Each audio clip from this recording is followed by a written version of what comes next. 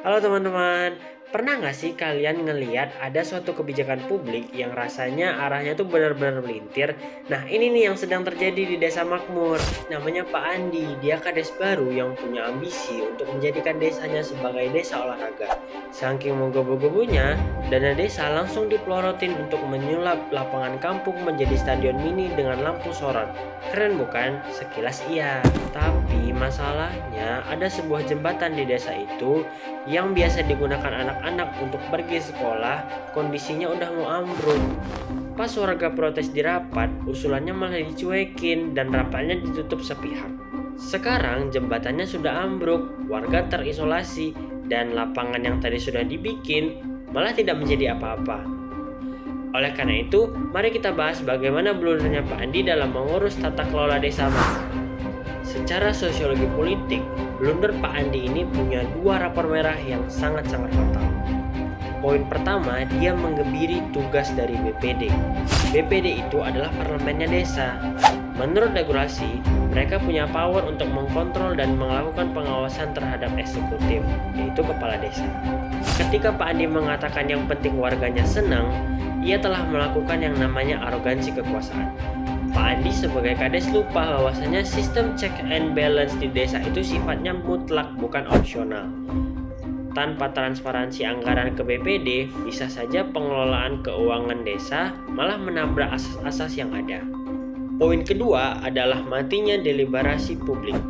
Di forum musyawarah desa, suara petani ataupun suara wanita bukan hanya sebagai pelengkap quorum. Mengacuhkan suara mereka dan menutup rapat secara otoriter itu bukanlah prinsip dari planning up to bottom. Partisipasi yang ada di desa makmur hanya bersifat kosmetik atau hanya formalitas belaka. Padahal, keberhasilan suatu proyek tergantung kepada legitimasi masyarakat terhadap kebutuhan primernya, bukan karena ego pemimpin semata. Terus, bagaimana cara menyelamatkan desa makmur dari situasi chaos ini? Di sini saya memberikan dua opsi. Langkah pertama, reposisi pendapat BPD. Ketua BPD harus sangat tegas dalam menyurati kepala desa untuk melakukan forum kemusyawaratan. Kades harus selalu diingatkan batas kewenangannya melalui fakta integritas. Tentunya hubungan kemitraan antara kepala desa dan BPD harus berjalan secara aktif. Keterbukaan dalam dokumen-dokumen desa juga penting agar suatu kebijakan malah tidak menjadi berat ke satu pihak. Langkah kedua, eksekusi pos anggaran darurat. Karena jembatan yang roboh ini sudah memutus akses, maka ini sudah menjadi urgensi publik. Kepala desa beserta jajaran harus segera melakukan musyawarah desa luar biasa untuk merevisi anggaran yang telah ditetapkan. Sisa anggaran yang belum terserap pada saat pembangunan lapangan sepak bola tadi harus dialihkan kepada yang lebih membutuhkan. Dalam hal ini untuk pembangunan jembatan. Walaupun mandek, Kades bisa mengaktifkan skema gotong royong atau meminta bantuan bencana kepada tingkat yang lebih atas yaitu kabupaten.